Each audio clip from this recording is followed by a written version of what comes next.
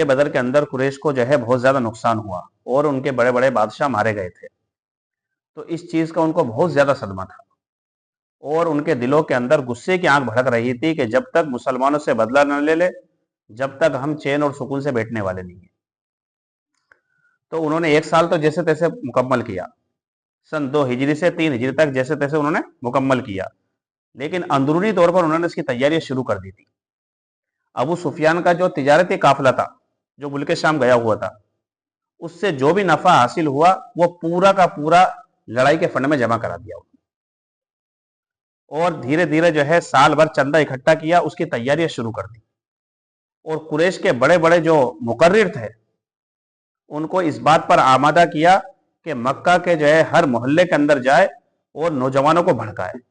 اور ایسے زبردست مقرر ہوئے کہ جن کی تقریریں شعلہ برساتی تھی اور آگ برسایا کرتی تھی، اور بڑے بڑے شاعر منتخب ہوئے جو نوجوانوں کو جو ہے ابھارا کرتے تھے، عورتیں جو ہے تیار کی گئی کہ مردوں کو غیرت دلائے۔ اس طریقے سے جو ہے ان کی تیاریاں شروع ہو گئی۔ قریش جب پوری تیاری کر چکے تو ابو سفیان کی صدارت کے اندر یہ قافلہ مکہ سے روانہ ہو گیا، اس کے ساتھ 3000 کا لشکر،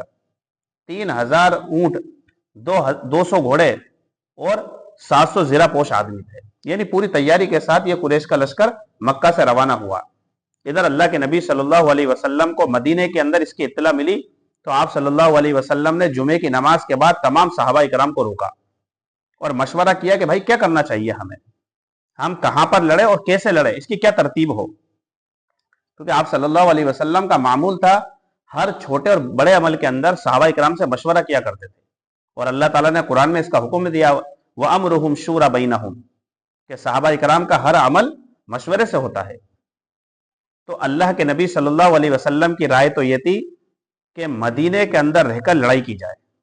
اور مدینے کی جو عورتیں ہماری، ان عورتوں کو کسی دوسرے محفوظ مقام پر بھیج دیا جائے،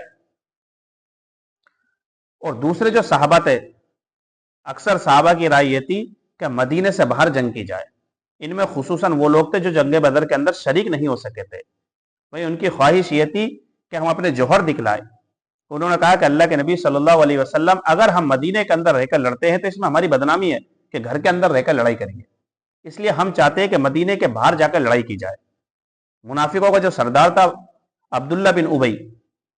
اس کی رائے بھی یہ تھی کہ مدینے کے اندر رہ کر لڑا جائے، لیکن جب دیکھا اللہ کے نبی صلی اللہ علیہ وسلم نے کہ اکثر لوگوں کی رائے کیا ہے کہ مدینے سے باہر لڑا جائے، تو اللہ کے نبی صلی اللہ علیہ وسلم نے اس کا فیصلہ کر دیا۔ خیر، صحابہ اکرام کا لشکر بھی تیار ہو گیا، اللہ کے نبی صلی اللہ علیہ وسلم صحابہ اکرام کی سب بندی کر رہے، اور آپ نے یہ حکم دے دیا کہ جتنے بھی بچے ہیں اس لڑائی کے اندر شریک نہ ہوں۔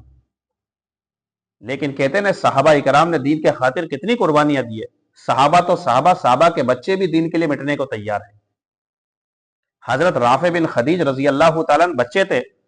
ان کو سب سے نکال دیا گیا کہ تم نہیں جاؤ گے، لیکن حضرت رافع نے کیا تدبیر اختیار کی کہ اپنے پنجوں کے بل کھڑے ہو گئے تاکہ میرا قد اونچا معلوم ہو اور مجھے اس جنگ کے اندر لے کر چلا جائے۔ جب انہوں نے یہ تدبیر اختیار کی تو ان کی یہ تدبیر چل گئی اور اللہ کے نبی صلی اللہ علیہ وسلم نے ان کو لے لیا، اور ایک صحابی حضرت سمورہ جو بچے تھے وہ بھی، انہوں نے کہا کہ اللہ کے نبی صلی اللہ علیہ وسلم جب آپ نے رافع کو اجازت دے دی تو میں تو جو ہے ان سے بھی زیادہ طاقتور ہوں، میں ان کو پچاڑ سکتا ہوں کشتی کے اندر اگر آپ نے ان سے میری کشتی کروا دی تو۔ اللہ کے نبی صلی اللہ علیہ وسلم نے دونوں کی کشتی کرائی، اس میں حقیقت میں حضرت سمورہ نے جو حضرت رافع کو پچاڑ دیا، تو اللہ کے نبی صلی اللہ علیہ وسلم نے دونوں کو اجازت دے دی۔ خیر، ادھر دشمنوں کا یعنی قریش کا لشکر کتنا؟ 3000 کا، ادھر مسلمانوں کا لشکر 1000، تمام کے تمام صحابہ اکرام اللہ کے نبی صلی اللہ علیہ وسلم کے ساتھ روانہ ہو گئے۔ بالکل عین وقت پر منافقوں کا جو سردار تھا عبداللہ بن ابی، اس نے جو ہے سازش کی، اور انہوں نے جو ہے اس نے کیا کہا اللہ کے نبی صلی اللہ علیہ وسلم سے کہ آپ نے میری بات نہیں مانی، میری رائے یہ تھی کہ مدینے میں رہ کر لڑا جائے، لیکن آپ نے میری بات نہیں مانی، تو وہ 300 آدمیوں کو لے کر واپس ہو گیا۔ اب مسلمانوں کی تعداد کتنی رہ گئی؟ 700 رہ گئی۔ دونوں کے دونوں لشکر میدان جنگ کے اندر یعنی احد کے میدان کے اندر پہنچ گئے، قریش کو مسلمانوں کی طاقت کا اندازہ بدر سے ہو چکا تھا کہ واقعی مسلمان جو ہے کتنے زبردست ہے، تو وہ پوری تیاری کے ساتھ آئے اور پوری جو ہے حوصلہ مندی کے ساتھ آئے۔ اللہ کے نبی صلی اللہ علیہ وسلم نے صحابہ اکرام کو یہ رائے دی کہ ٹھیک ہے ہمیں جم کر لڑنا ہے، لیکن 50 آدمی جو مشہور تیر انداز تھے، اللہ کے نبی صلی اللہ علیہ وسلم نے ایک گھاٹی پر جو ہے ان کو بٹھا دیا جہاں سے دشمنوں کا آنے کا ڈر تھا۔ اللہ کے نبی نے ان کو صاف یہ حکم دے دیا کہ جب تک میں نہ کہوں تمہیں یہاں سے اترنا نہیں ہے، چاہے ہماری جیت ہو چاہے ہماری ہار ہو، لیکن تمہیں یہیں بیٹھے رہنا، یہاں سے اٹھنا نہیں ہے تمہیں۔ دونوں کے دونوں جماعتیں میدان جنگ کے اندر آ گئی۔ اللہ رب العزت نے شروع کے اندر مسلمانوں کو جو ہے فتح نصیب فرمائی۔ دشمنوں کا جو لشکر تھا اس کے اندر جو ہے بھگدڑ مچ گئی۔ قریش کی جو عورتیں تھیں جو لوگوں کو آمادہ کر رہی تھی لڑائی پر، وہ بھاگ گئی۔ تو اس طریقے سے پورے دشمن کے لشکر کے اندر کیا ہو گئی؟ افراتفری مچ گئی اور مسلمانوں کو کامیابی ہوئی۔ جب دشمن بھاگ رہے تھے تو تمام کے تمام مسلمان پیچھے پیچھے ان کے اور ان کا جتنا بھی مال و اسباب تھا سارا کا سارا جمع کر لیا۔ جب یہ چیز جو لشکر بیٹھا ہوا تھا گھاٹی پر انہوں نے دیکھا کہ مسلمان کامیاب ہو گئے اور فتح ہمیں ہو چکی ہے، تو وہ پورا کا پورا لشکر وہاں سے اتر آیا، یعنی 50 آدمیوں کا نیچے آ گیا۔ ان کے جو سردار تھے عبداللہ بن جبیر، انہوں نے منع بھی کیا، دیکھو اللہ کے نبی صلی اللہ علیہ وسلم نے منع فرمایا ہے کہ جب تک میں نہ کہوں تمہیں یہاں سے اترنا نہیں ہے، لیکن وہ لوگ نہیں مانے۔ صرف 5 یا 7 آدمی وہاں پر رہ گئے تھے، سارے کے سارے لوگ نیچے مال غنیمت کو لوٹنے کے لیے آ گئے۔ جب وہ خالی جگہ نظر آئی تو پیچھے سے خالد بن ولید جو ابھی تک مسلمان نہیں ہوئے تھے، قریش کی طرف سے لڑ رہے تھے، انہوں نے آ کر جو ہے پیچھے سے حملہ کیا اور ان 7 آدمیوں کو شہید کر دیا۔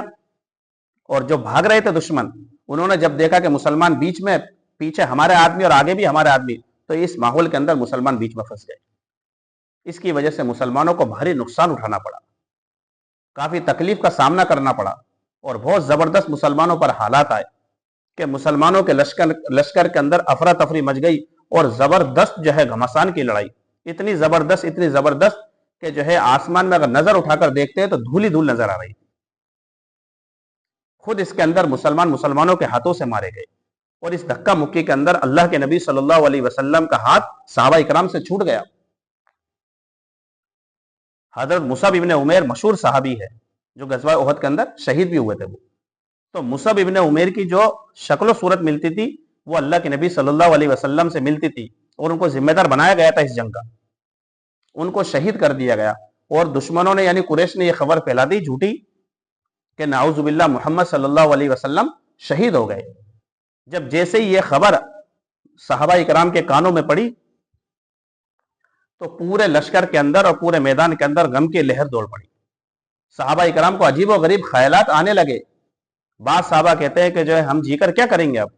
بعض صحابہ کہتے ہیں کہ ہم لڑ کر ہی کیا کریں گے، اس سے بہتر یہ ہے کہ جنگ کو جو ہے